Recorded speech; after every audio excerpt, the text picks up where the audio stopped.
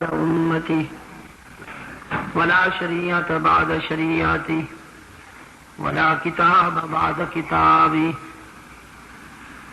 صلى الله تعالى عليه وعلى آله وأصحابه الذين هم خلاصة العرب الأربعاء وخير الخلائق بعد الأنبياء وهم كالنجوم في السماء للاهتداء والاقتداء وهم مفاتيح الرحمة ومصابيح الغرر.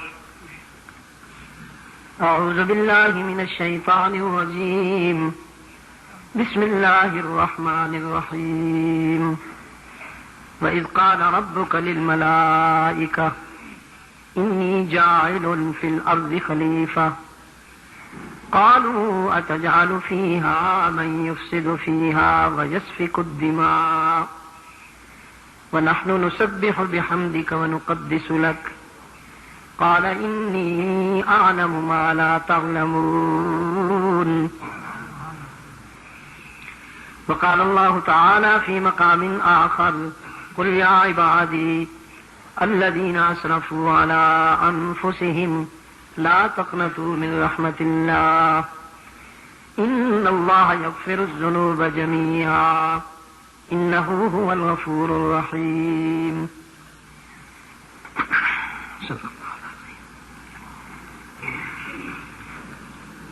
برادران محترم، عزیز دوستوں،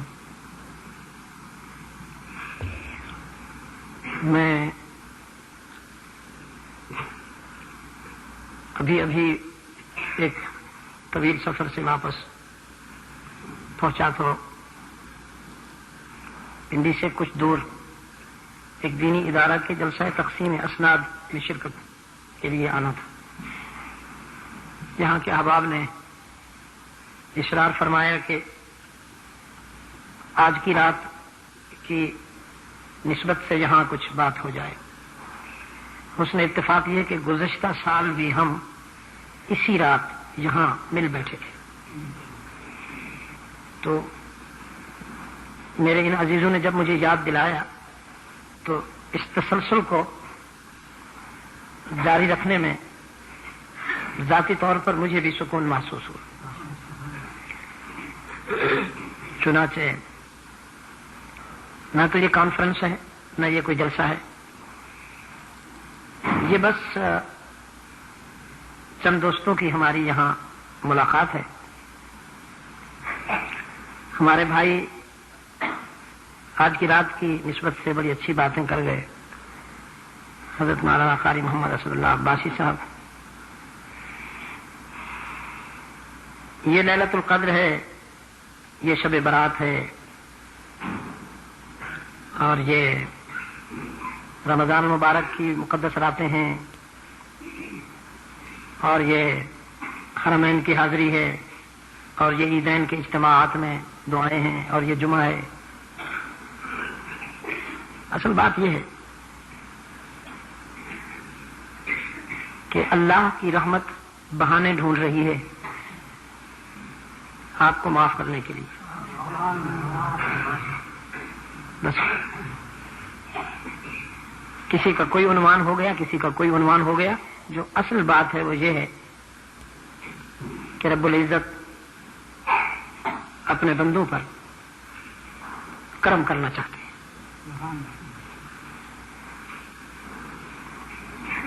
پیش نظر جو آیہ کریمہ ہے جس کو میں نے ابھی آپ کے سامنے تلاوت کیا، سورہ بقرہ کی،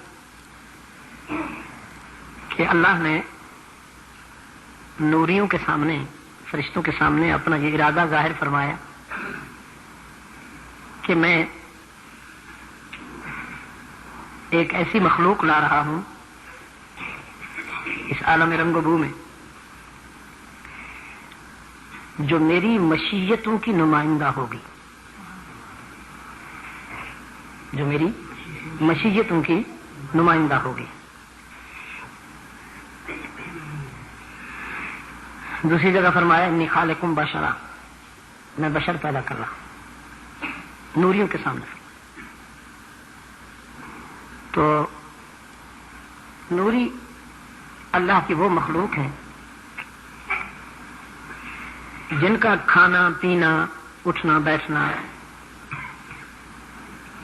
یا زندگی کی ساری مصروفیات اللہ کی تسبیح اور اس کی تقدیس بیان کرنا ہے، یہی ان کا اوڑھنا بچھونا اور یہی ان کا عمل زندگی ہے کہ نسبح بحمدک ونقدس لک۔ تو اللہ نے جب یہ ارادہ نوریوں کے سامنے پیش کیا تو وہ سوچنے لگے اللہ کی یہ مخلوق ظاہر ہے کہ جو ہمارے ہوتے ہوئے لائی جا رہی ہے ہم سے افضل ہی ہوگی، اس کی تخلیق کیسے ہوگی؟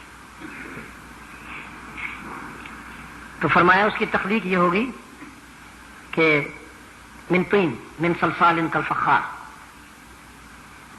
ناکارہ مٹی سے میں اس کا یہ مکان بناؤں گا،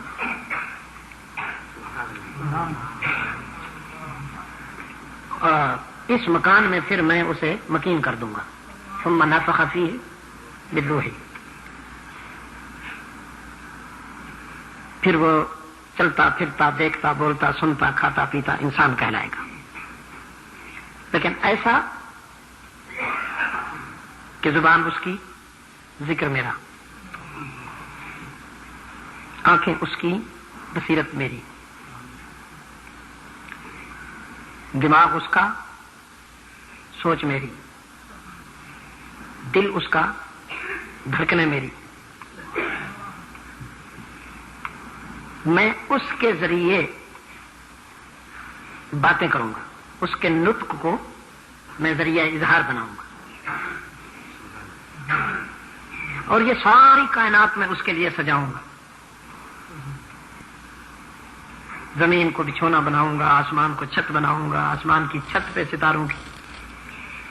ستاروں کی انجمن سجاؤں گا، روشنی کروں گا، کبھی سورج چمکے گا اس کی غلامی کے لیے، کبھی چاند روشن ہوگا اس کی غلامی کے لیے، کبھی ستارے روشن ہوں گے اس کی غلامی کے لیے، کبھی ہوائیں چلیں گی اس کی غلامی کے لیے، بادل رواں دواں رہیں گے اس کی غلامی کے لیے، سبزے اگیں گے اس کی غلامی کے لیے، جنگلوں میں جانور مختلف انداز میں چلتے پھرتے نظر آئیں گے اسی کی غلامی کے لیے، کچھ اس کو گوشت کھلائیں گے، کچھ اس کا سامان اٹھائیں گے، کچھ اس کے پنجرے میں قیدی ہو کر ساری زندگی گزار دیں گے اس کے ذوق کی تسکین کے لیے، دریا بہاؤں گا، سمندر موجزن کر دوں گا، آبشاریں ہوں گی، پہاڑ ہوں گے، ندی نالے ہوں گے، یہ سارا کارخانہ حیات اسی کے لیے ہوگا، یہ میرا مہمان ہوگا اور میں اس کا میزبان بنوں گا۔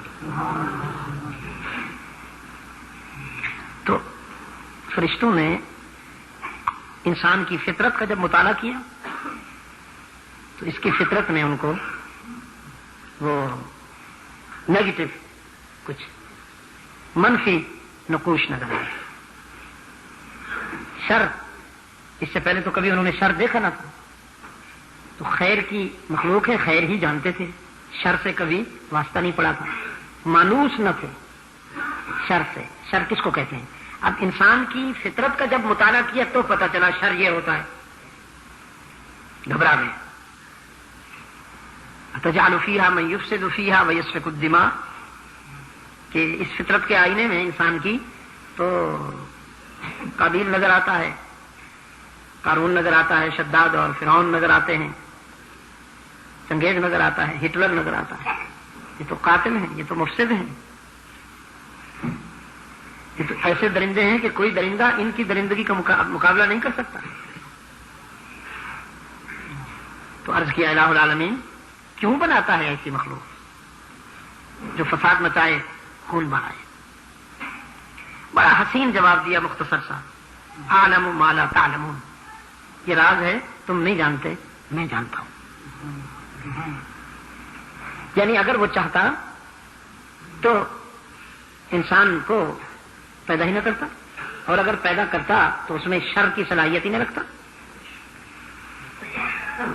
اس کی مشیت ہوئی، اس نے چاہا کہ ایک ایسی مخلوق بھی میں بناؤں۔ میں کہا کرتا ہوں ایک ہے نوکری، ایک ہے دوستی، ایک نوکر ہوتا ہے، ایک دوست ہوتا ہے۔ نوکر مجبور ہوتا ہے، دوست مجبور نہیں ہوتا۔ فرشتے مجبور ہیں، علیہا ملائکۃ غلاظ شداد لا یعصون اللہ ما امرہم ویفعلون ما یؤمرون. وہ وہی کچھ کرتے ہیں جو انہیں حکم ملتا ہے، اللہ کے حکم سے سرے منہ انحراف نہیں کر سکتے فرشتے. ویفعلون ما یؤمرون لا یعصون اللہ ما امرہم. وہ اللہ کے کسی حکم کی نافرمانی کرنے کی صلاحیت ہی نہیں رکھتے، استعداد ہی نہیں رکھتے. تو وہ ہو گئے مجبور، اللہ کی بندگی پر مجبور، وہ نوکر ہیں. اور انسان کو اللہ نے آزاد کر کے فرمایا لنبلوکم ایکم احسن عملا. فرمایا وہ میرے نوکر ہیں اور یہ میرا دوست ہے. اس کو میں نے مجبور نہیں بنایا، اس کو میں نے آزاد چھوڑ دیا. پھر بتا دیا کہ یہ خیر کا راستہ ہے، یہ خیر کا راستہ ہے اور یہ شر کا راستہ ہے. من شاء فلیؤمن ومن شاء فلیکفر. مجبور نہیں کروں گا تمہیں، لیکن دیکھنا ضرور چاہتا ہوں کہ تم میں سے میرا دوست کون بنتا ہے. فرشتوں میں کوئی بھی آپ کو صفی اللہ نہیں ملے گا. اسرائیل تو ہے. ابھی اس سفر میں مغربی بنگال میں ایک دوست سے ملاقات ہوئی تو ہاتھ ملایا. میں نے پوچھ لیا کیا نام ہے آپ کا؟ تو کہا کہ مجھے جی ڈاکٹر اسرائیل کہتے ہیں. میں نے کہا ڈاکٹر ہونا کیا کم تھا کہ اسرائیل بھی رکھ لیا آپ نے اپنا نام. یہ پہلی مرتبہ سنا کہ کوئی ڈاکٹر بھی ہے اور اسرائیل بھی. تو میکائیل ہے، اسرافیل ہے، جبرائیل علیہ السلام. صفی اللہ نہیں ملے گا آپ کو کوئی فرشتوں میں. خلیل اللہ نہیں ملے گا، ذبیح اللہ نہیں ملے گا فرشتوں میں آپ کو. حبیب اللہ نہیں ملے گا. یہ سارے بنی نوع انسان میں سے ہیں. صفی اللہ ہے، خلیل اللہ ہے، ذبیح اللہ ہے، کلیم اللہ ہے، حبیب اللہ ہے صلی اللہ علیہ وسلم. تو یہ بات تو آپ کے سمجھ میں آ گئی نا کہ فرشتے اللہ کے نوکر ہیں اور انسان اللہ کا دوست ہے. فرمایا لو شاء اللہ لجعل الناس امۃ واحدۃ. اگر اللہ چاہتا تو سارے انسانوں کو متقی بنا دیتا، تقوی شعار بنا دیتا. سب عبادت کرنے والے، ریاضت کرنے والے، سب اللہ کے در پہ جھکنے والے، سب خیر کے راستے پہ چلنے والے. لو شاء اللہ لجعل الناس امۃ واحدۃ. اگر اللہ چاہتا تو سب انسانوں کو ایک ہی راستے پہ، خیر کے راستے پہ چلا دیتا. فرمایا نہیں، ہم نے ایسا نہیں کیا. ہم نے چاہا کہ کچھ ایسے بھی ہوں. دیکھو نا جی، گلشن میں سارے پھول تو نہیں ہوتے، کانٹے بھی تو ہوتے ہیں. کانٹے گلشن کا حصہ ہیں. بہر یک گل زحمت صدخار می باید کشید. کہا نا کہ بہر یک گل زحمت صدخار می باید کشید. اور کبھی کبھی تو ایسا ہے کہ خار نہ ہو تو پھول بچ بھی نہیں سکتے. تو اقبال نے کہا نا کہ تمیز خار و گل سے آشکارا نسیم صبح کی روشن ضمیری. حفاظت پھول کی ممکن نہیں ہے اگر کانٹوں میں ہو خوئے حریری. اگر کانٹے ریشم کے بن جائیں تو پھول کی حفاظت نہیں کر سکتے. تو گلشن میں پھول ہوتے ہیں، کانٹے بھی وہ اسی کا حصہ ہیں. تو حق تعالی نے فرمایا یہ ہماری مشیت ہوئی کہ یہ ٹھوکریں کھائیں، ان سے غلطیاں ہوں، پھر یہ اپنی خطاؤں پہ شرمندہ ہو کر آئیں. کبھی شب قدر میں آئیں، کبھی لیلۃ القدر میں آئیں، کبھی شب برات میں آئیں، کبھی عیدین میں آئیں، کبھی جمعوں میں آئیں، کبھی حج پر جائیں.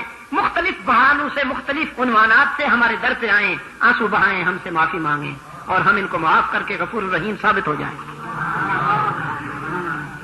تو فرشتوں نے تو معافی نہیں مانگنی بھائی، ان سے تو غلطی ہی نہیں ہونے کی. جب انہوں نے غلطی نہیں کرنی تو معافی کس بات کی مانگیں گے؟ کائنات کا سب سے پہلا انسان، کائنات کا سب سے پہلا انسان جو اللہ کا نبی بھی ہے، ابو البشر سیدنا آدم، اس سے وابستہ قرآن کریم نے جو بات ہم تک پہنچائی بڑی عجیب. فرمایا لا تقربوا هذه الشجرة، اس درخت کے پاس نہ جانا. حالانکہ اللہ کو علم تھا کہ یہ اس درخت کے پاس جائے گا، اللہ کے علم میں تھی یہ بات. اگر وہ اس درخت کے پاس نہ جائیں، اس کو نہ چکھیں، تو سلسلہ توالد و تناسل کیسے شروع ہو؟ یہ بستی کیسے بسے؟ اس بستی کے بسنے کے لیے اس درخت کو چکھنا ضروری تھا، جبھی تو بشریت اور انسانیت کے جو عوارض ہیں، جو ضروریات ہیں، وہ شامل حیات ہوں، چکھنا تھا۔ لیکن حق تعالی نے فرمایا اس درخت کے پاس نہ جانا۔ بالکل ایسے ہے، بالکل ایسے ہے کہ جیسے کوئی شخص بلندی پہ کھڑا ہو، اس میں نیچے آنا ہو، اور میں اس سے کہوں کہ نہ آنا بھائی، قابو رکھنا اپنے آپ کو۔ کیسے قابو رکھے؟ بلندی جو نیچے آنا ہے اس نے۔ فرمایا لا تقربوا هذه الشجرة، جہاں کچھ بے استاد لوگوں نے ٹھوکریں کھائیں، بے استاد لوگوں نے ٹھوکریں کھائیں کہ دیکھو نبی سے غلطی ہو گئی، حالانکہ نبیوں سے غلطی نہیں ہوتی، اس لیے کہ وہ معصوم ہوتے ہیں، اور معصوم کہتے ہی اسی کو ہیں کہ جو غلطی کر نہیں سکتا، جو غلطی نہیں کرتا وہ محفوظ ہوتا ہے۔ وہ صحابہ کا مقام ہے، صحابہ محفوظ ہیں، اللہ نے ان کی حفاظت فرمائی ہے کہ وہ موقف رسول کے گواہ ہیں، اور کسی بھی مقدمے کے گواہوں کی حیثیت بڑی نازک ہوتی ہے، اگر گواہ غلط ثابت ہو جائیں تو کیس ناکام ہو جائے گا۔ اس لیے حق تعالی نے حلقہ رسالت کے نمائندہ کرداروں کی حفاظت فرمائی کہ ان کا سچا ہونا رسول کا سچا ہونا ہے۔ من احبہم، ابھی ہمارے والد صاحب بڑی عجیب بات کر رہے تھے، لیکن میں اس کو تھوڑا سا آپ کو سمجھانے کے لیے، میں نے اللہ سے کہا کہ میں تیری چاہت میں کوشش کر رہا ہوں، تجھ سے محبت کرتا ہوں، تو مجھے قبول کر لے۔ حق تعالی نے فرمایا ڈائریکٹ آنے کی کوشش نہ کرنا۔ میں نے کہا میں موحد ہوں، تیرے ساتھ کسی کو شریک نہیں مانتا ہوں، تیری توحید کا اقرار کرتا ہوں، اور میں ان سب باتوں کو میں اس وقت تک تسلیم نہیں کروں گا جب تک میرے رسول کی غلامی اختیار نہیں کروں گا۔ ڈائریکٹ نہیں، ان کنتم تحبون اللہ۔ اب یہاں بڑی نازک بات ہے، اگر میں سمجھا سکا تو بڑی خوش قسمتی ہوگی میری۔ محبت کی نسبت ہے اللہ کی طرف، ان کنتم تحبون اللہ، محبت کی نسبت ہے اللہ کی طرف، رسول اللہ کی طرف محبت کی نسبت نہیں ہے، اتباع کی نسبت ہے۔ یعنی اگر کہا نا کسی نے کہ با خدا دیوانہ باشی، با پیغمبر ہوشیار،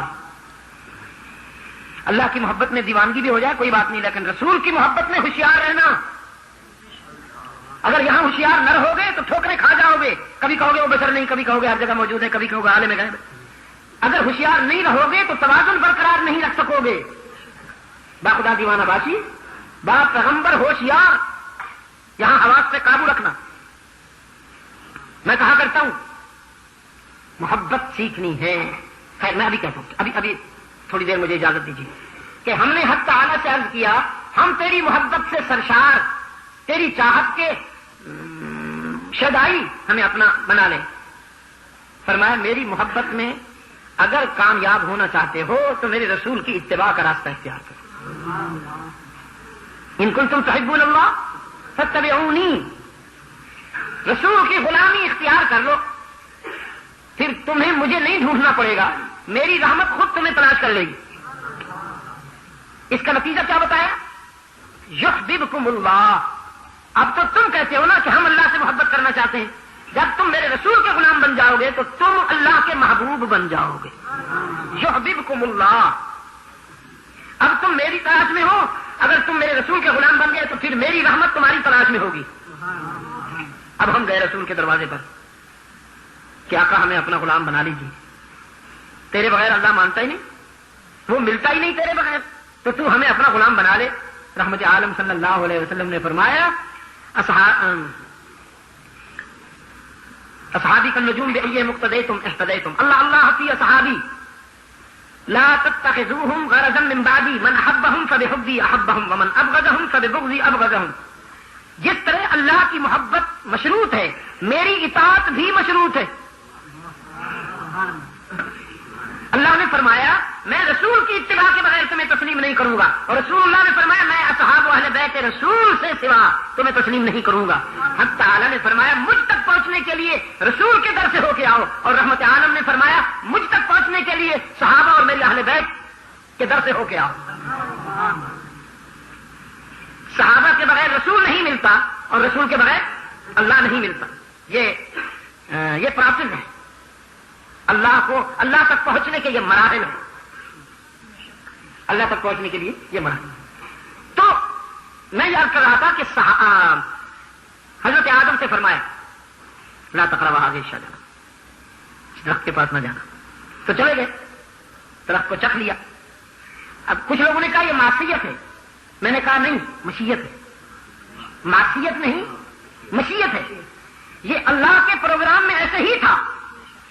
بظاہر ایسے لگتا ہے کہ یہ نافرمانی ہو رہی ہے، لیکن یہ نافرمانی نہیں ہو رہی. میں اس کی مثال دیا کرتا ہوں کہ ماں اپنے 3-4 مہینے کے بچے کو اگر پنگھوڑے میں لٹا دے اور اس کے ساتھ میز پر جگ گلاس پڑا ہو اور بچہ ہاتھ مارے اور وہ جگ گلاس ٹوٹ جائے تو کوئی بچے کو نہیں پوچھے گا کہ تم نے کیوں توڑا، کیونکہ بچہ ماں کے رحم و کرم پہ. ماں سے کہا جائے گا اگر تو یہ برتن بچے کے ساتھ نہ رکھتی تو نہ ٹوٹتے. بچہ ماں کے رحم و کرم پہ ہے، اگر اس کے ہاتھوں سے گلاس جگ ٹوٹ جائے گا تو وہ گناہگار نہیں بنتا.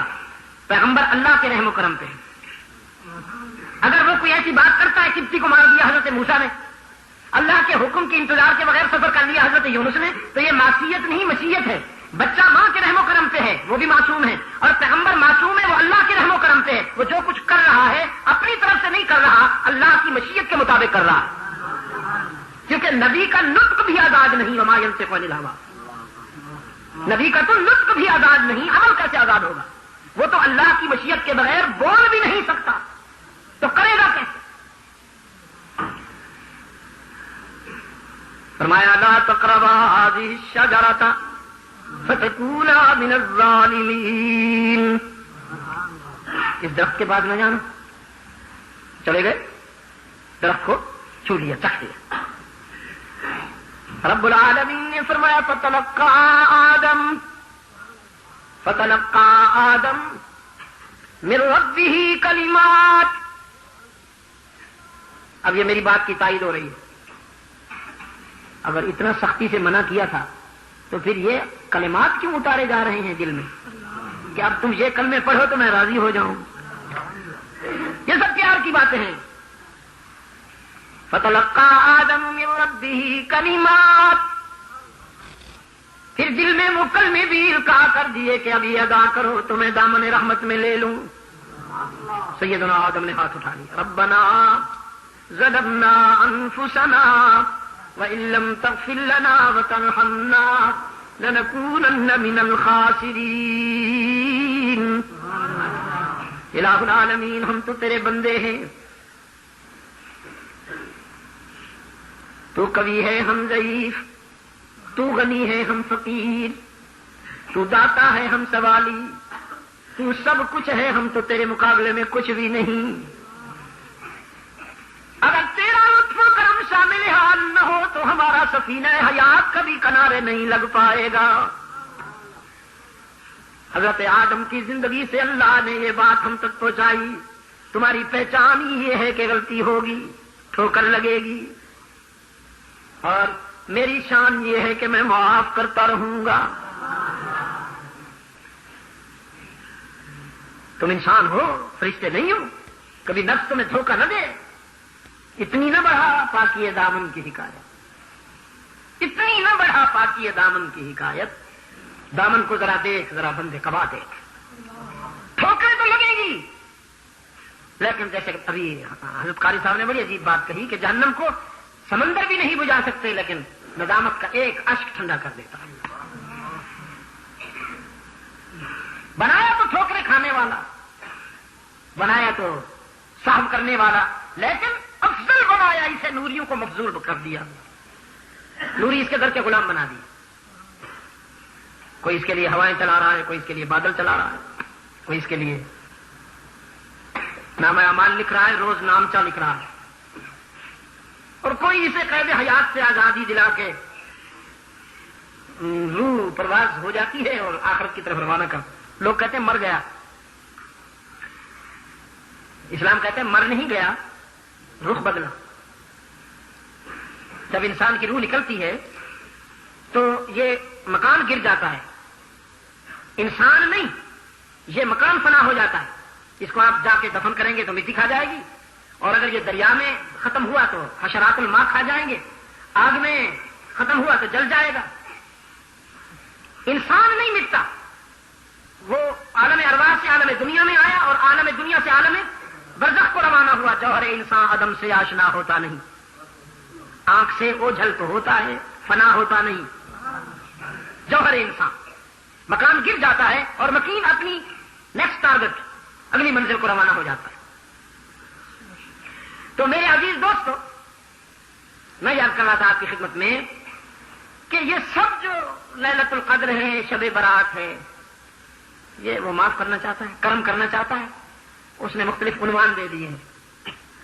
رسول اللہ صلی اللہ علیہ وسلم نے فرمایا کہ اللہ کی رحمت آسمان دنیا پہ آ کر دعوت دیتی ہے۔ قرآن میں بھی فرمایا نا، نبئ عبادی انی انا الغفور الرحیم، میرے بندوں کو کہہ دو میرے رسول، اپنے گناہوں کے ہجوم کو دیکھ کر مایوس نہ ہو جایا کرو کہ تمہارے گناہ جتنے بھی بڑھ جائیں میری رحمت سے زیادہ تو نہیں ہو سکتے، تمہارے گناہوں سے میری رحمت کہیں زیادہ۔ میں نے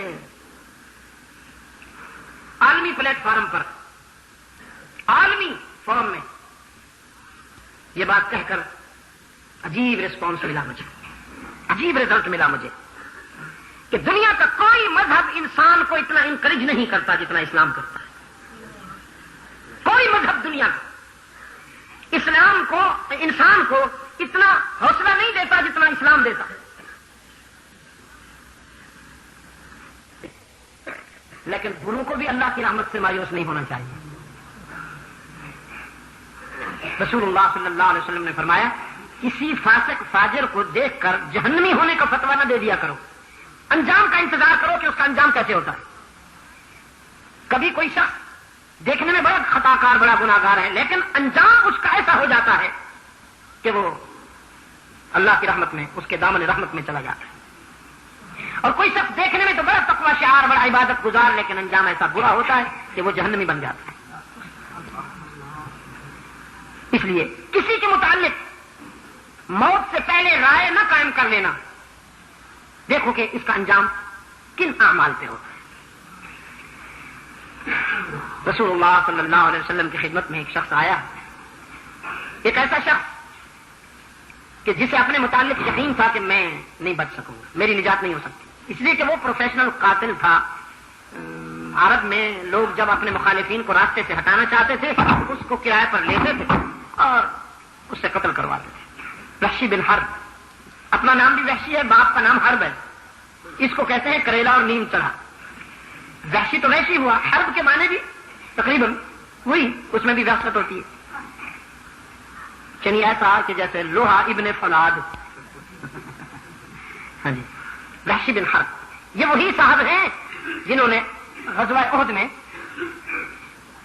حضرت سیدنا حمزہ رضی اللہ تعالیٰ عنہ، جو رحمت عالم صلی اللہ علیہ وسلم کے محترم چچا بھی ہیں اور اسلام کے بڑے جلیل القدر بطل جلیل ہیں، جلیل القدر فرزند ہیں۔ سیدنا حمزہ کی سیرت میں یہ بات بار بار میں نے دیکھی کہ انہوں نے کبھی پشت پہ زخم نہیں کھایا، جب بھی زخم کھایا سینے پہ کھایا۔ یہ شیر سیدھا تیرتا ہے وقت رفتن آب میں، بازو شمشیر افغان تھا وہ۔ اللہ کے رسول صلی اللہ علیہ وسلم کو خصوصی محبت تھی حضرت حمزہ سے۔ وحشی نے احد میں انہیں قتل کیا۔ بدر کے مقتولین کا بدلہ لینے کے لیے اس کو ہائر کیا گیا تھا، کرائے پر اس کی خدمات حاصل کی گئی تھی اور یہی ٹارگٹ دیا گیا تھا کہ تم حمزہ کو قتل کرو تو منہ مانگا انعام ملے گا۔ اس نے مکر سے دھوکہ دے کر ایک جگہ پر چھپ کے بیٹھ گیا، وہ نشیب میں۔ جب حضرت حمزہ رضی اللہ تعالیٰ عنہ سامنے آئے تھے، اس نے نیزہ پھینکا، تیر نہیں نیزہ۔ پھر حضرت حمزہ رضی اللہ تعالیٰ عنہ کی لاش کی بے حرمتی کی اس نے، ان کے اعضاء کاٹے، ان کی سینہ شق کیا۔ رحمت عالم صلی اللہ علیہ وسلم جب حضرت حمزہ کی میت پر آئے اور ان کا یہ منظر دیکھا تو آپ دیدہ ہو گئے، آسمان کی طرف دیکھا، فرمایا یا رب العالمین اب تو راضی ہو جا کہ تیرے دین کی راستے میں، تیرے دین کی سربلندی میں میرے چچا کا یہ حال ہو گیا۔ حضرت صفیہ رضی اللہ تعالی عنہا، جو اللہ کے رسول صلی اللہ علیہ وسلم کی پھوپھی اور سیدنا حمزہ کی بہن ہیں، انہوں نے اپنا بیٹا حضرت زبیر اللہ کے رسول صلی اللہ علیہ وسلم کی خدمت میں بھیجا اور اجازت چاہی کہ ایک دکھی بہن اپنے بھائی کا آخری دیدار کرنا چاہتی ہے، اگر اجازت ہو تو آ جاؤں۔ اللہ کے رسول صلی اللہ علیہ وسلم نے صفیہ کی آرزو کو بھی سنا، ان کی تمنا کو بھی سنا، اور حمزہ رضی اللہ عنہ کی میت کو بھی دیکھا۔ سوچا کوئی بہن اپنے بھائی کو اس حالت میں دیکھ کر برداشت نہیں کر سکی، تو زبیر سے فرمایا جاؤ میری پھوپھی اور اپنی ماں سے کہہ دو تمہارا یہاں آنا مناسب نہیں ہے، صبر کرو۔ انہوں نے جا کے اللہ کے رسول صلی اللہ علیہ وسلم کو پیغام پہنچایا۔ حضرت صفیہ سمجھ گئی کہ شاید میرے بھائی کی لاش اس حالت میں نہیں ہے کہ میں وہاں صبر کر سکوں، لیکن اپنے بیٹے سے کہا ایک بار پھر چلے جاؤ، اللہ کے رسول کی اگر مرضی یہی ہے تو کوئی بات نہیں، حشر میں ملاقات ہو جائے گی، ایک مرتبہ پھر چلے جاؤ اور رحمت عالم کی خدمت میں میری طرف سے عرض کرو صفیہ اپنے بھائی کی لاش پہ ماتم کرنے کے لیے نہیں آ رہی، میں تو اپنے بھائی کے انجام پہ فخر کرنے کے لیے آ رہی ہوں۔ بھائی بڑی عزیز چیز ہوتے ہیں اللہ کے رسول، لیکن تیری شریعت سے زیادہ کوئی سے عزیز نہیں ہے۔ اب رحمت عالم صلی اللہ علیہ وسلم نے اجازت دی، فرمایا ہاں آ جائے۔ سیدہ صفیہ آئی۔ میں کہا کرتا ہوں آج انسانی تاریخ میں عجیب منظر دیکھا، آج حاملین عرش متوجہ ہوئے، روح کائنات سمٹ آئی، روح کائنات سمٹ آئی گنج شہیداں احد کے اس محاذ پر کہ ایک بہن اپنے بھائی کی کٹی ہوئی لاش پہ آ رہی ہے، دیکھیں کیا کرتی ہے۔ عرب کے لوگ بڑا عجیب ماتم کیا کرتے تھے، کورس میں ماتم کرتے تھے، گانا بھی عجیب گاتے تھے، ماتم بھی عجیب کرتے تھے۔ کچھ لوگ پارٹیاں ہوتی تھی ماتم کے لیے، ان کو کرائے پہ ماتم کروایا جاتا تھا، اب بھی تو ہے نا، یہ جو محافل ہوتی ہیں خیر سے ماتمی عزاداری کی محافل ہوتی ہیں، ان میں پارٹیاں ہوتی ہیں کرائے پہ جو مصنوعی کرتے رہتے ہیں، وہ حقیقی رونا نہیں ہوتا، وہ کرائے کے لوگ ہوتے ہیں۔ تو اس وقت بھی خاص پارٹیاں ہوا کرتی تھی، ماتم کیا کرتی تھی۔ اسلام آیا تو ڈکشنری چینج ہو گئی، اسلام نے ڈکشنری چینج کر دی، ماتم کی جگہ صبر آیا اور رقص کی جگہ شکر آیا، جشن کی جگہ شکر آیا۔ اب ماتم اور جشن یہ دونوں اسلامک ڈکشنری کے ورڈز نہیں ہیں، کوئی تعلق نہیں ہے ان کا اسلامک ڈکشنری سے، کسی بھی حوالے سے ماتم اسلام میں نہیں ہے، اور جو کہتا ہے اس سے بڑا جاہل کوئی نہیں۔ کسی بھی حوالے سے اسلام میں ماتم نہیں ہے، اور کسی بھی حوالے سے اسلام میں جشن نہیں ہے۔ آپ حیران ہوئے، دونوں الفاظ ماتم اور جشن دونوں فارسی ہیں، عربی نہیں ہے۔ جشن بھی فارسی ہے، ماتم بھی فارسی ہے، تو یہ پھر ایران سے آئے ہیں، سعودی عرب سے نہیں آئے۔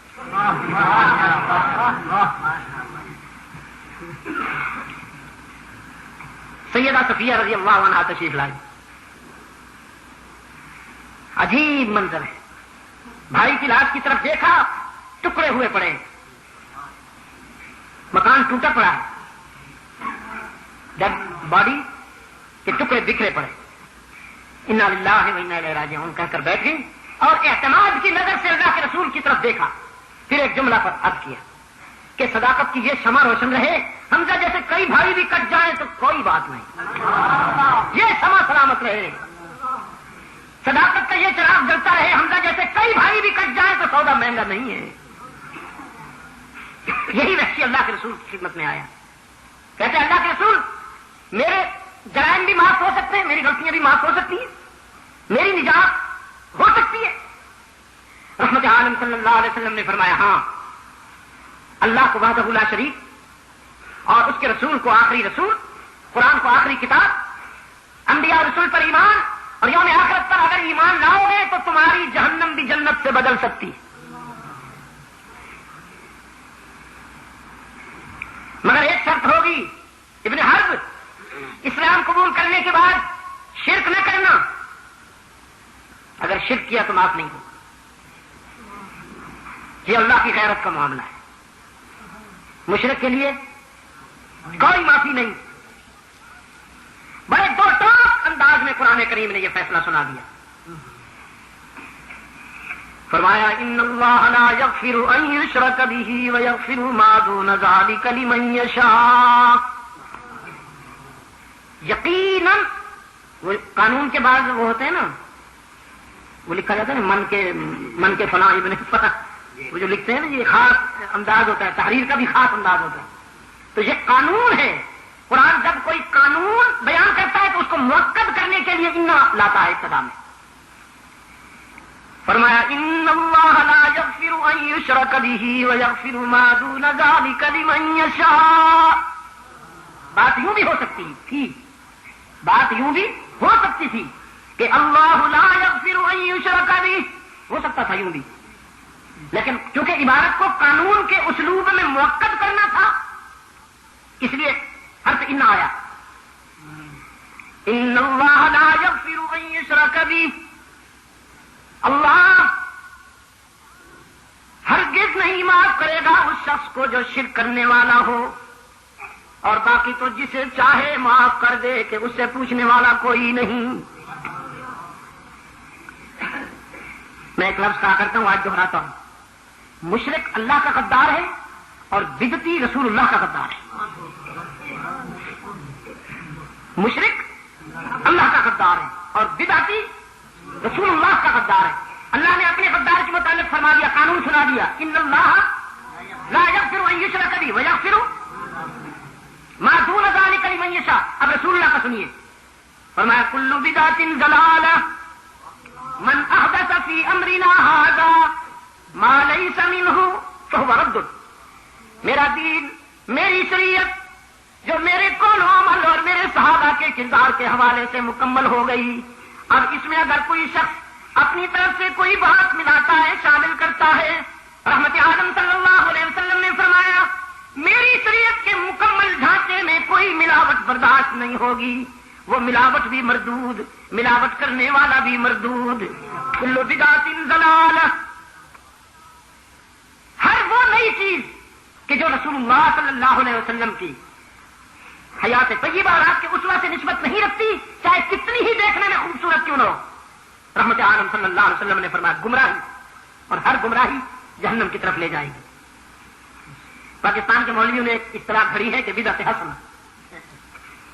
میں نے کہا کوئی بدعت حسنہ نہیں ہوتی، کوئی کفر حسن نہیں ہے، کوئی شرک حسن نہیں ہے.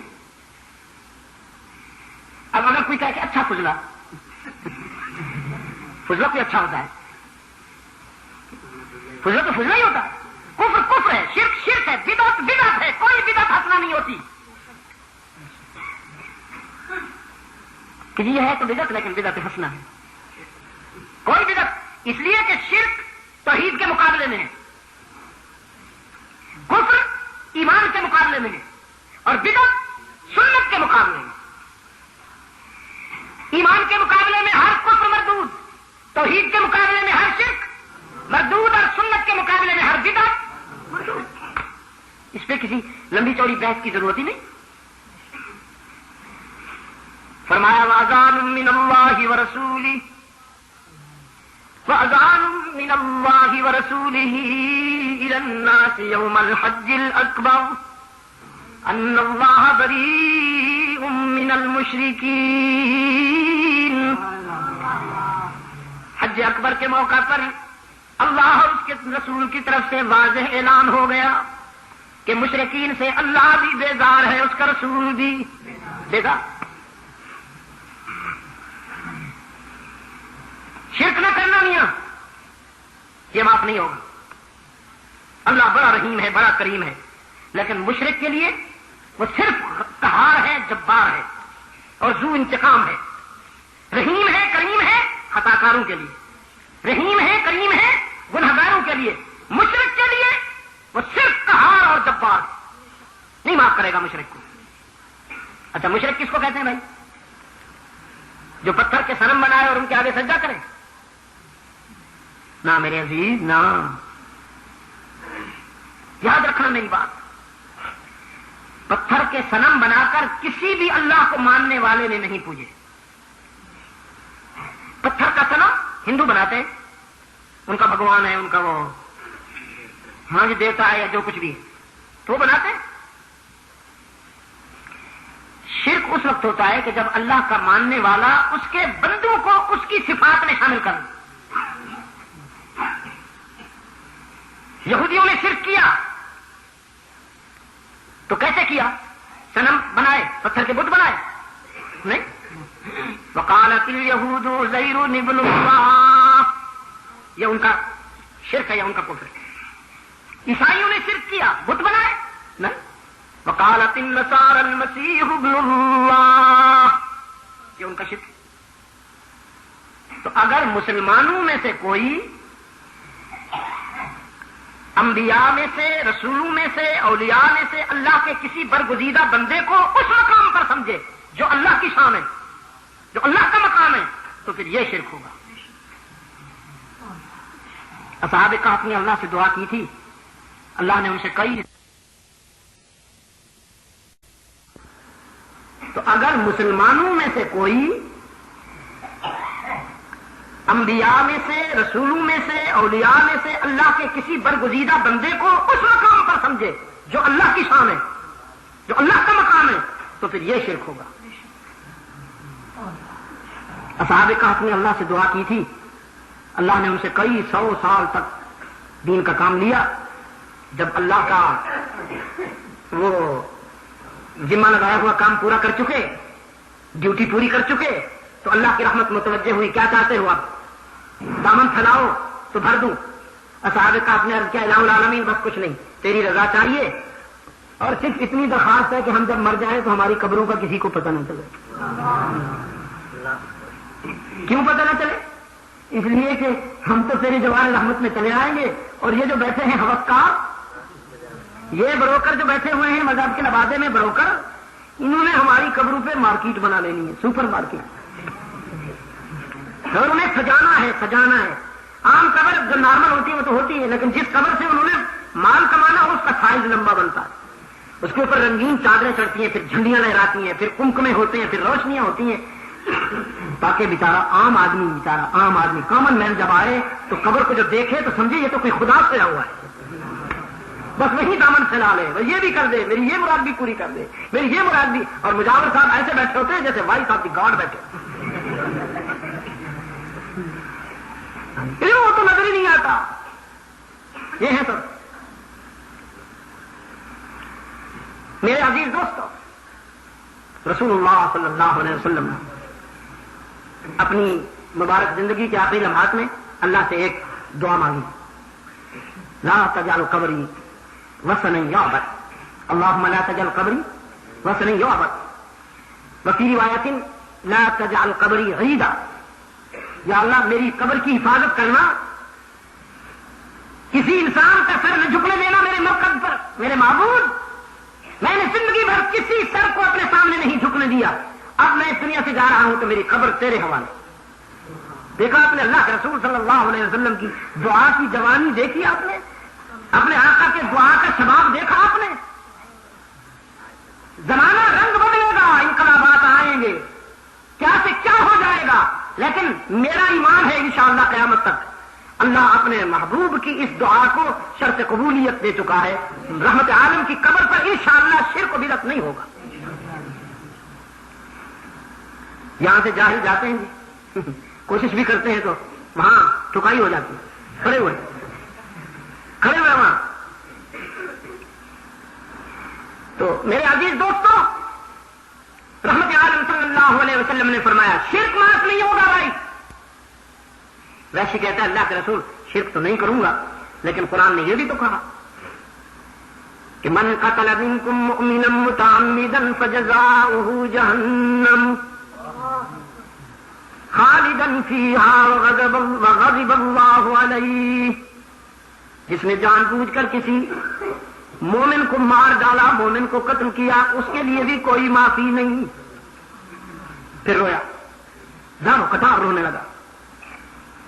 کہتا ہے اللہ کے رسول میں نے تو مومن کو نہیں ایک مومن اعظم کو مارا ہے، میں تو حمزہ کا قاتل ہوں. میرے ہاتھوں سے تو اسلام کا وہ بطن جلیل مارا گیا جس کی مظلومیت پر آپ بھی اشکبار ہوئے. کیا بنے گا میرا اللہ کے رسول؟ رحمت عالم صلی اللہ علیہ وسلم نے فرمایا جرم تو بڑا ثقیل ہے،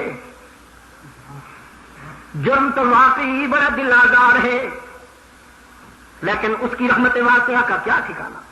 فرمایا الا من تاب وآمن وعمل عملا صالحا،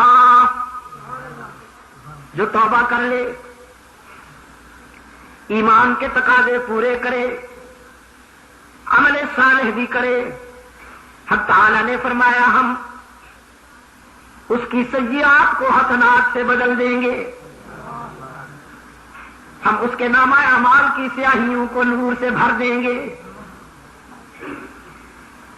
الا من تاب وآمن وعمل عملا صالحا فأولئك يبدل الله سيئاتهم حسنات وكان الله غفورا رحيما۔ وحشی کہتا ہے اللہ کے رسول مجھے تو یوں لگتا ہے کہ قرآن جہنم میں جانے ہی نہیں دیتا، ہاتھ پکڑ رکھا ہے قرآن نے۔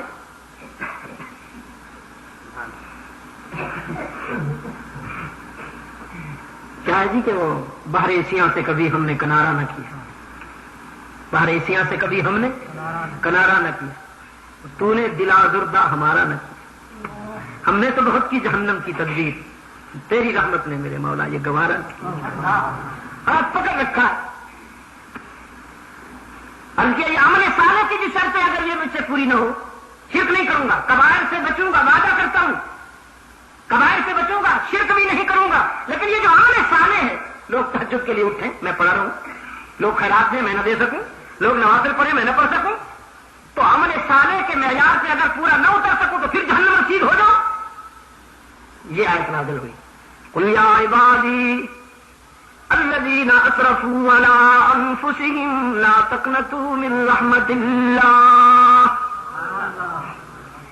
قل یا عبادی، میرے پیغمبر میرے ان بندوں سے فرما دیجیے جن سے عملی زندگی میں کوتاہیاں ہوئیں، غلطیاں ہوئیں، ٹھوکریں کھائیں، اپنی خطاؤں اور اپنے گناہوں کے ہجوم کو دیکھ کر مایوس نہ ہوا کرو، میری رحمت تمہارے گناہوں سے کہیں زیادہ ہے، کہیں زیادہ ہے۔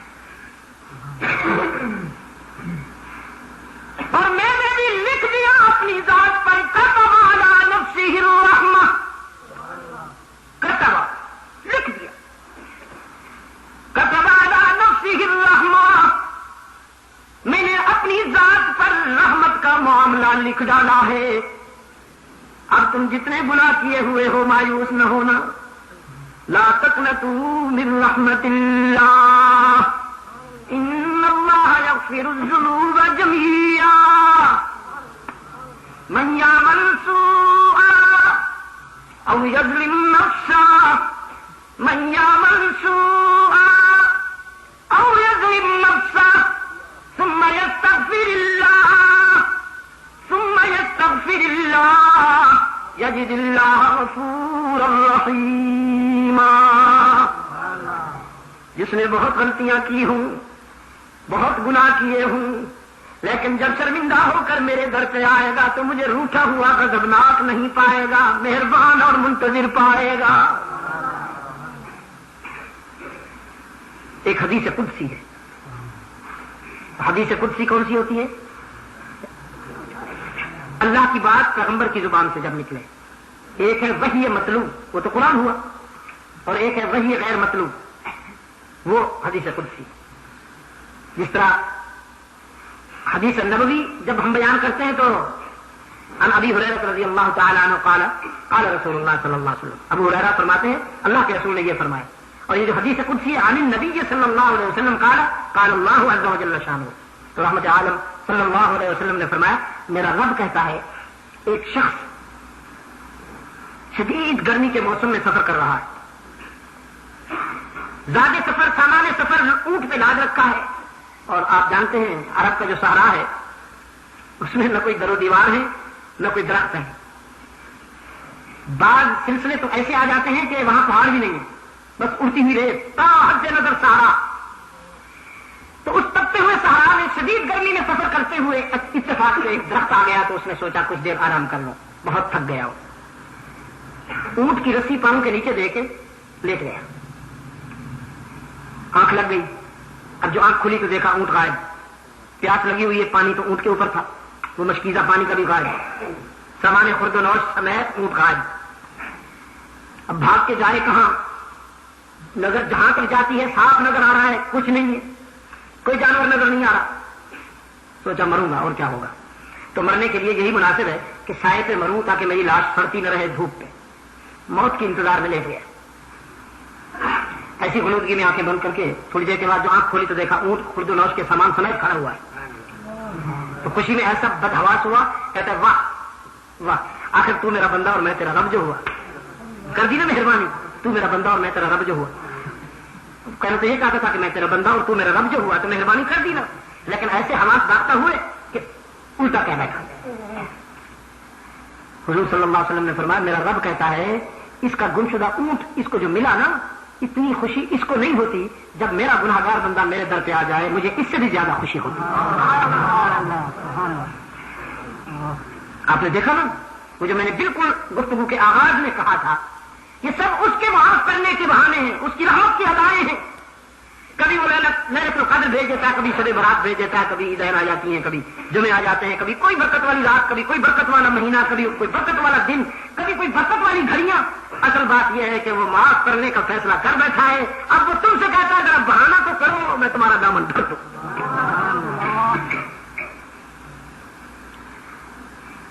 فرمایا قل یا عبادی الذین اسرفوا علی انفسهم لا تقنطوا من رحمت اللہ ان اللہ یغفر الذنوب جميعا انہ هو الغفور الرحیم.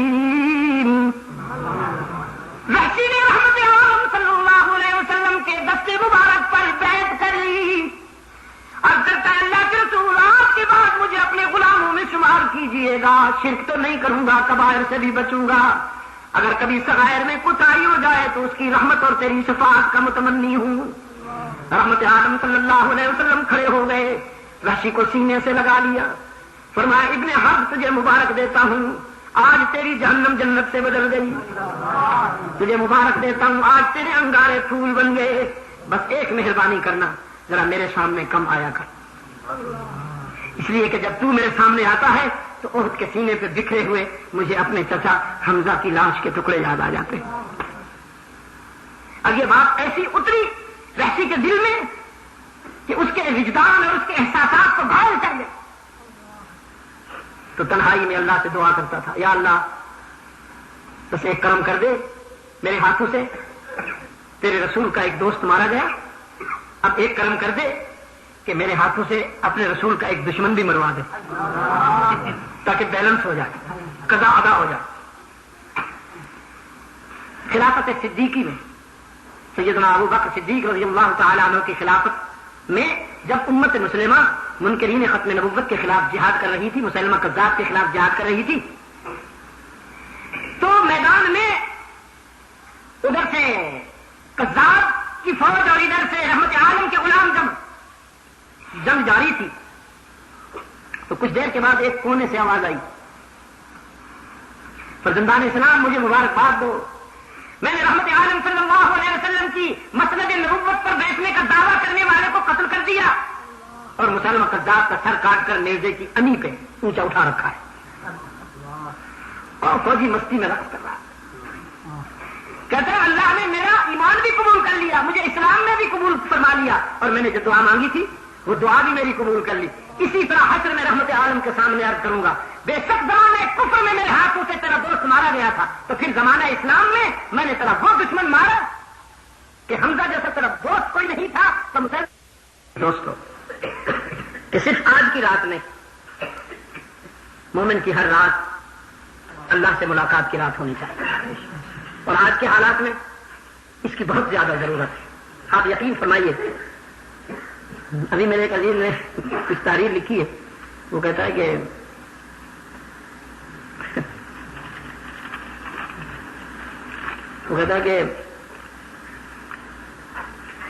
سیاست کا اتنا بڑا گٹر کھلا پڑا ہے، کوئی بھی اس میں گرنے سے نہیں بچا، آپ کیسے بچے ہوئے؟ ظاہر ہے جی اللہ کے کرم کی بات ہے، آپ دعا کریں کہ اللہ تعالیٰ مجھے اس گٹر سے محفوظ رکھے۔ دوسری بات یہ ہے کہ توحید و سنت اور قرآن و سنت کے عقائد کی درستگی کے لیے آپ نے جو کوشش کی ہے یہ کہاں سے؟ سب اللہ کے کرم کی بات ہے۔ تیسری بات یہ ہے کہ اس طرح کے لوگ پیدا کیوں نہیں ہو رہے؟ اور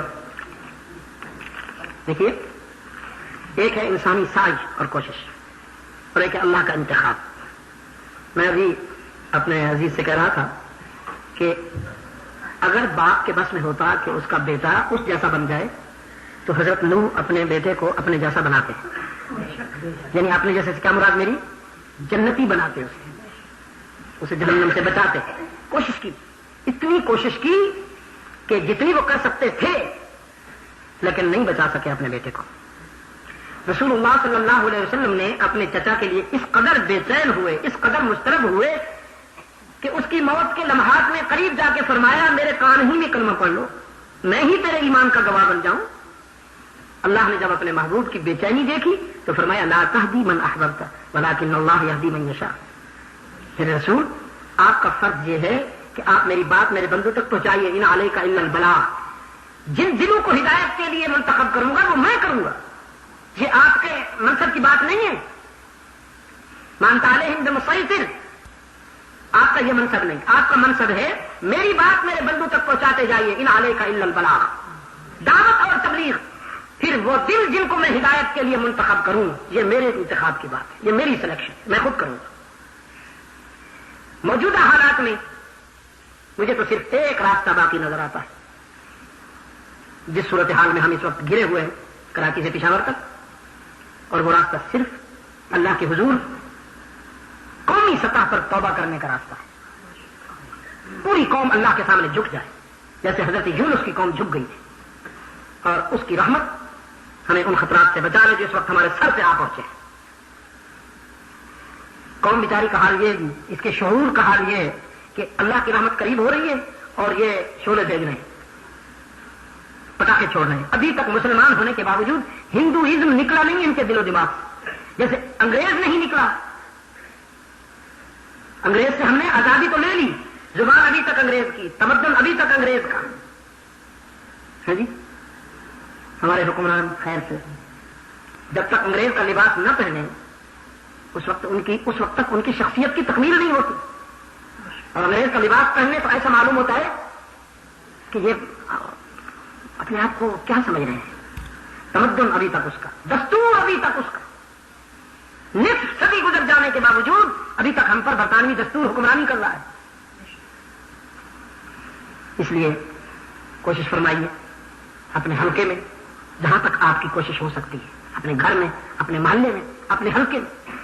یہ جو بچے آپ کے بے شعوری میں، غلط فہمی میں آتش بازی کرتے ہیں، ان کو سمجھائیے کہ یہ ہندوؤں کی ثقافت ہے، مسلمان کی ثقافت نہیں ہے، آتش پرستوں کی یہ ثقافت ہے۔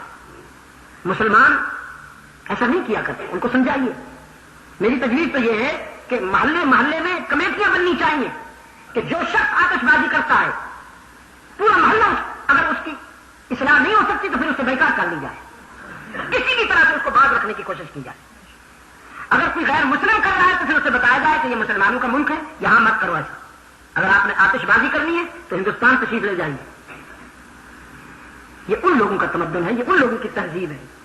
آپ مجھے بتائیے اس سے بڑی بدقسمتی ہوگی کوئی کہ ادھر اللہ کی رحمت متوجہ ہوتی ہے فرش زمین کی طرف اور ہم ادھر سے شعلے پھینکتے ہیں۔ یہ اللہ کے غصے کو چھیڑنا نہیں ہے، اس کے غضب کو چھیڑنے والی بات نہیں۔ اللہ ہمیں توفیق عطا فرمائے کہ ہم اپنی زندگی کو رسول اللہ صلی اللہ علیہ وسلم کی اتباع میں ڈھال سکیں اور اپنی غلطیوں کی معافی نہ دیں۔ باتیں بہت ہو گئی، اسی پر اتفاق کرتا ہوں۔ تبلیغ نمبر ہم نے شائع کیا تھا، اس کے کچھ رسالے باقی ہیں، اس کا ضرور مطالعہ فرمائیے۔ میں نے اس میں ایک مضمون دیا ہے کہ پوری دنیا میں اس وقت دعوت و تبلیغ کے اثرات اور ثمرات کیا ہیں، اور بھی آپ کو بہت سی باتیں اس میں حضرت مدنی رحمۃ اللہ علیہ کی بات بھی ملے گی۔ اچھا، عجیب بات یہ ہے کہ حضرت مدنی رحمۃ اللہ علیہ نے یہ مضمون اس میں ہے آج سے تقریباً 55 سال پہلے کا لکھا ہوا یہ مضمون، جس میں انہوں نے بتایا کہ یہ NGOs جو ہیں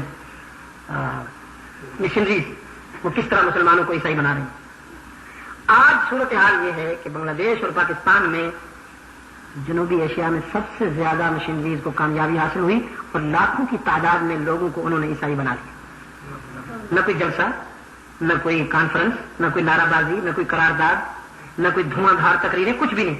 چپکے سے خاموشی کے ساتھ سلو اینڈ سویٹ پوائزن لاکھوں لوگوں کو انہوں نے عیسائیت کے کار مذلت میں پھینک دیا. کیسے پھینکا؟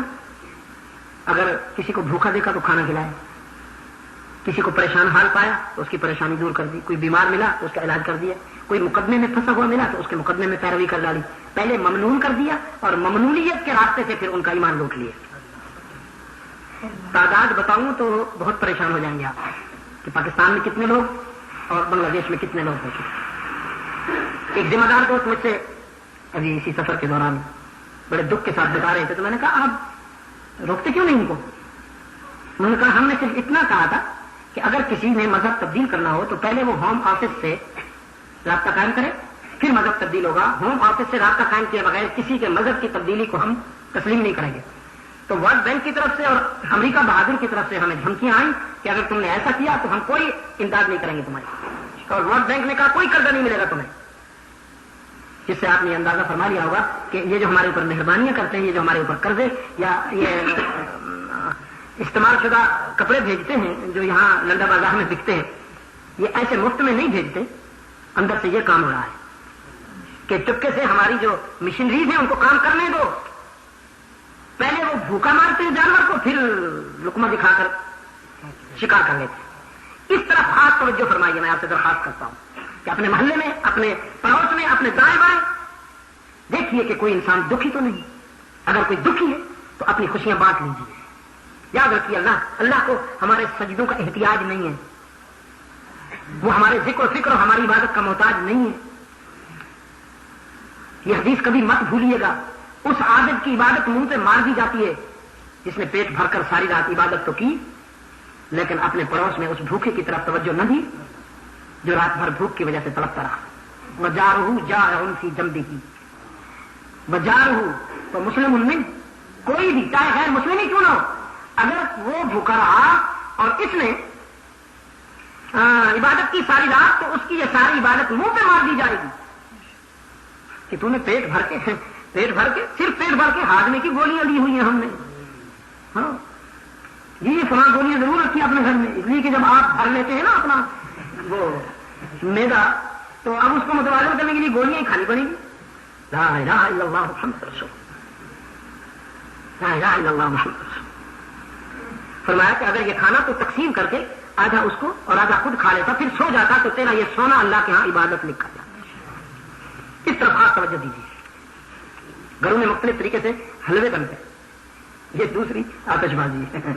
وہ آتش بازی تھی، یہ حلوہ بازی، یعنی جلوے کی رات کو حلوے کی رات بنا دیا. لا الہ الا اللہ. کیا اس طرف خاص توجہ دیجیے. گھروں میں مختلف طریقے سے حلوے بنتے ہیں. یہ دوسری آتش بازی ہے. وہ آتش بازی تھی، یہ حلوہ بازی، یعنی جلوے کی رات کو حلوے کی رات بنا دیا. لا الہ الا اللہ. کیا کروں میں اس قوم کا؟ آپ مجھے بتائیں نا. کوئی ایک زخم ہے کہ میں وہاں مرہم رکھتا پھروں؟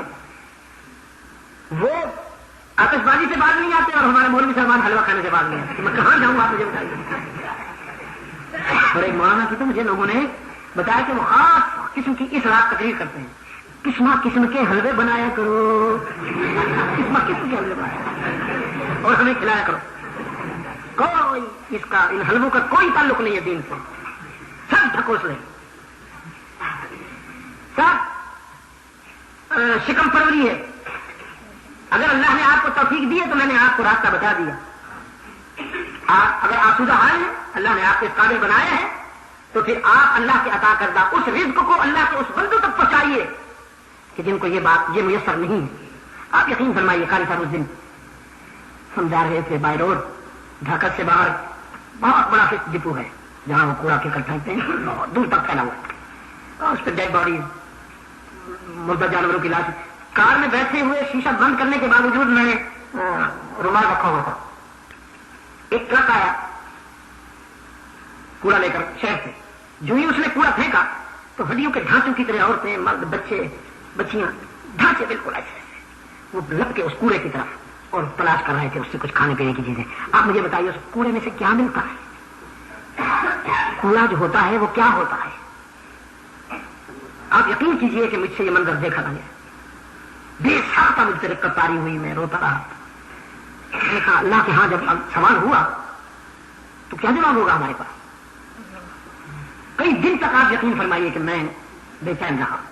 راتوں کو اٹھ بیٹھتا تو یاد آتا ہے مجھے بالکل ایک چھوٹی سی لنگوٹی پہنی ہوئی.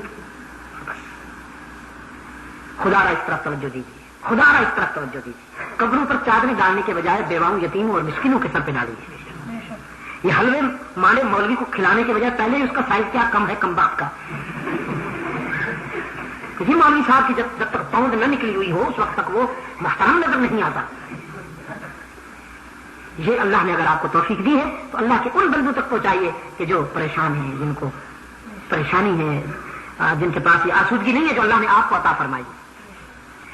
صحت مند سے بیمار کے متعلق پوچھا جائے گا, عالم سے ان پڑھ سے متعلق پوچھا جائے گا, دانا سے جی ہاں جزاکم اللہ, اللہ آپ کو سلامت رکھے, اچھا لفظ دے دیا آپ نے. دانا سے نادانوں کے متعلق پوچھا جائے گا. آپ سمجھے, آپ کو اللہ نے صحت دی ہے, بیماروں کو نہ بھولیے. اللہ نے آپ کو علم دیا ہے, ان پڑھوں سے رابطہ رکھیے. اللہ نے آپ کو دانائی اور شعور دیا ہے, نادانوں کو نہ بھولیے. اللہ نے آپ کو جوانی دی ہے, ضعیفوں کو نہ بھولیے. اس طرح زندگی گزاریے. اگر آپ نے پوری زندگی ایک مرتبہ بھی حلوہ نہ کھایا تو انشاءاللہ کوئی فرق نہیں پڑے گا. صدیق اکبر رضی اللہ تعالیٰ عنہ کی اہلیہ محترمہ نے عرض کیا, خلیفۃ المسلمین بچے اصرار کر رہے ہیں, ادھر میٹھا بنتا ہے ادھر بنتا ہے, بچے جو ہوئے تو صدیق اکبر رضی اللہ تعالیٰ عنہ نے فرمایا محمد عربی کی امت کے بیت المال سے جو کچھ تمہیں ملتا ہے نا اسی پہ گزارا کرو اور کچھ نہیں ملے گا.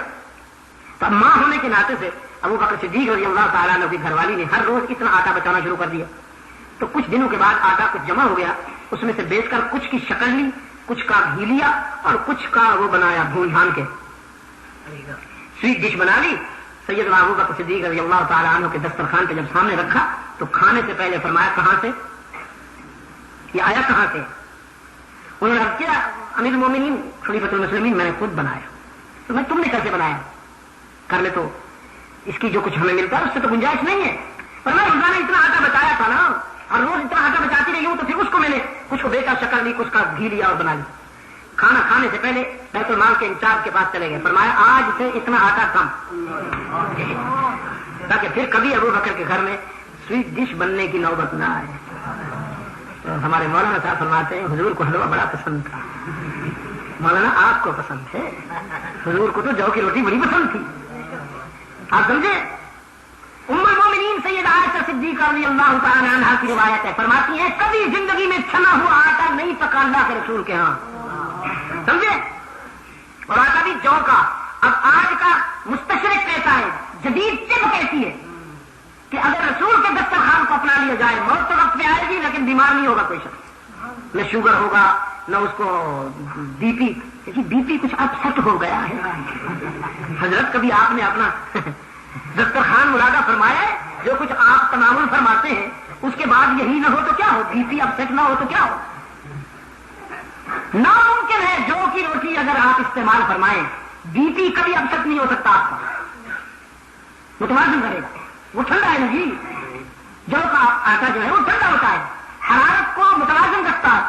پھر انچنا ہے تو شوگر نہیں ہو سکتی. یہ میدا جو ہے میدے کے لیے تباہ کن ہے.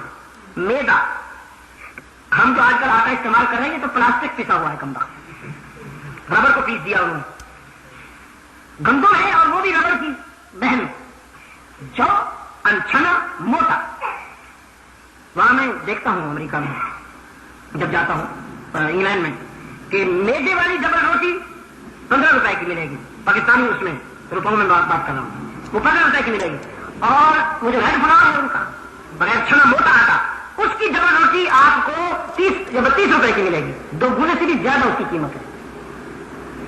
حضور صلی اللہ علیہ وسلم نے فرمایا بھوک کے وقت کھانا کھاؤ, جب بھوک لگی ہوئی ہو خوب. یہ نہیں کہ لنچ ٹائم ہو گیا تو اب پڑھنا ہے بس, چھوڑنا نہیں. میں کہا کرتا ہوں اللہ کے وہ بندے قبرستان چلے گئے جو زندگی ہر نماز کو زندگی کی آخری نماز سمجھ کے پڑھتے تھے، پتہ نہیں پھر موقع ملے گا کہ نہیں. عاجزی کے ساتھ، تواضع کے ساتھ، حضور قلب و نظر کے ساتھ، خشوع کے ساتھ وہ ہر نماز کو زندگی کی آخری نماز سمجھ کے پڑھتے. اور ہاں، ہر کھانا زندگی کا آخری کھانا سمجھ کے. تو پھر شوگر بھی ہوتی ہے، بی پی بھی اکثر ہوتا ہے، ہارٹ پرابلم بھی ہوتا ہے، معلوم کیا کیا مصیبتیں ہوتی ہیں. فرمایا سب بھوک کے وقت کھاؤ، اور ابھی کچھ بھوک باقی ہو کے ہاتھ اٹھا لو. یہ ہے اللہ کے رسول صلی اللہ علیہ وسلم کے دسترخوان کے آداب، پروٹوکول. بھوک کے وقت کھاؤ، ابھی کچھ بھوک باقی ہو کے ہاتھ اٹھا لو. آٹا انچھنا استعمال کرو، جو کا استعمال کرو تو بہت ہی اچھی بات ہوگی. مدینہ طیبہ کا ایک دوست ہے میرا، اللہ اس کو سلامت رکھے. میں جب جاتا ہوں تو اللہ سے دعا کرتا ہوں کہ وہ مجھے ضرور مل جائے.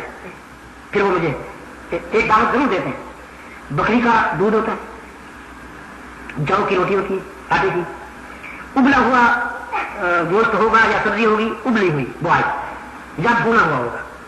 اس کا گھر باہر سے تو محل لگتا ہے لیکن اندر میں اس کے کچی دیواریں ہیں.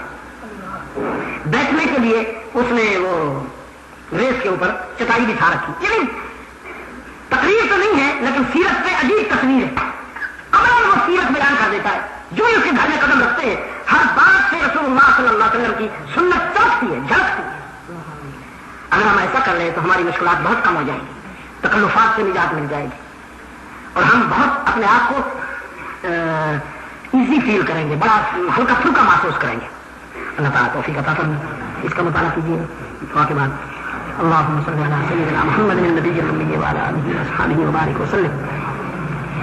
ربنا آتنا في الدنيا حسنة وفي الآخرة حسنة وقنا عذاب النار. ربنا ظلمنا أنفسنا وإن لم تغفر لنا وترحمنا لنكونن من الخاسرين. ربنا اغفر لنا ولإخواننا الذين سبقونا بالإيمان. ربنا لا تؤاخذنا إن نسينا أو أخطأنا. ربنا ولا تحمل علينا إصرا كما حملته على الذين من قبلنا. ربنا ولا تحملنا ما لا طاقة لنا به واعف عنا واغفر لنا وارحمنا أنت مولانا فانصرنا على القوم الكافرين. اللهم ثبتنا على صراط المستقيم واحفظنا من كل بلاء الدنيا وعذاب الآخرة. اللهم أنت الغني ونحن الفقراء، أنت القوي ونحن الضعفاء، نسألك رحمتك وفضلك ونعوذ بك من سخطك وغضبك. اے اللہ عالم اسلام کی مدد فرما. مسلمان جہاں کہیں مظلوم و مجبور ہیں ان کی دستگیری فرما. بالخصوص فلسطین، کشمیر، افغانستان، بوسنیا کے مظلوموں کی مدد فرما. پاکستان کو یا رب العالمین قرآن و سنت پر مبنی آئین عطا کر کے دور خلافت راشدہ سے نسبت رکھنے والا عادلانہ طرز زندگی عطا کر کے امن و سلامتی کا گہوارہ بنا. اے اللہ ہم سب کی خطاؤں کو معاف فرما. یا رب العالمین ہم سب کی غلطیوں کو معاف فرما. یا رب العالمین پوری کائنات تیرا حکم مانتی ہے لیکن ہم نے تیری بات نہ مانی اور آج ہمارے گناہوں، ہماری خطاؤں اور ہمارے کردار نے ہمیں ہلاکت کے کنارے پہ پہنچا دیا. اے اللہ تیرے سوا کوئی بچانے والا نہیں، تیرے سوا کوئی بچانے والا نہیں. اگر تو نے کرم نہ کیا تو ہم ہلاک ہو جائیں گے. اے اللہ ہمیں اور ہماری اولادوں کو ہر مصیبت سے، ہر فتنے سے اور ہر آزمائش سے محفوظ و معمون فرما. یا رب العالمین ہم اپنی غلطیوں، اپنے گناہوں کا اعتراف کرتے ہیں. ہم اپنی غلطیوں اور گناہوں کا اعتراف کرتے ہوئے تجھ سے تیرا عدل نہیں تیرا فضل چاہتے ہیں کہ اگر تو عدل کرنے سے آیا تو ہم ہار جائیں گے کہ ہمارے دامن میں کچھ بھی نہیں ہے. بس تو ہمارے معاملے میں فضل فرما. اے اللہ تو ہمارے معاملے میں رعایت فرما. تیرے محبوب نے ہماری بخشش کے لیے آنسو بہائے ہیں، دعائیں مانگی ہیں. یا اللہ تو ہمیں معاف کرے گا تو یقیناً تیرے محبوب کو روحانی مسرت ہوگی. تیرا محبوب اسی میں خوش ہوگا کہ اس کی امت کے گناہ گاروں کو معاف کر دیا جائے، اس کی امت کے گناہ گاروں کی غلطیوں کو معاف کر دیا جائے. تو غفور بھی ہے، رحیم بھی، تو کریم بھی ہے، تو غفور بھی ہے. یا رب العالمین ہم سے بڑا گناہ گار کوئی نہیں اور تجھ سے بڑھ کر معاف کرنے والا کوئی نہیں. اس رات کے آداب اور اس رات کے حقوق ادا کرنے کی ہمیں توفیق عطا فرما.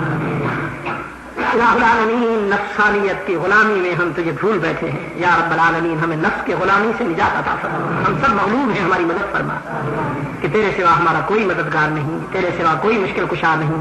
تو ہی ہمارا حاجت روا، تو ہی ہمارا کارساز، تو ہی ہمارا دستگیر. اپنے محبوب کی امت کو نیک اور ایک بنا اور پورے عالم اسلام کو طاغوت کی سازشوں سے محفوظ معمول فرما. ہمارے روحانی جسمانی بیماروں کو شفا کاملہ عطا فرما. کچھ دوستوں نے دعا کے لیے کہا ہے، ان سب کو الہ العالمین، اور وہ بیمار جو ہمارے معلومات میں نہیں تو جانتا ہے، ان سب کو شفا کاملہ عطا فرما. یا رب العالمین جو پریشان حال ہیں ان کی پریشانیاں دور فرما. یا رب العالمین ہمارے جو دینی بھائی مشکلات میں الجھے ہوئے ہیں ان سب کی مشکلات کو آسان فرما. صلی اللہ تعالی علی خیر خلقہ محمد وعلی آلہ وصحبہ. تیار کردہ پاک ریکارڈنگ، پہلی منزل کریم سینٹر صدر کراچی. Phone number 5678 123. یاد رکھیے فون نمبر 5678 123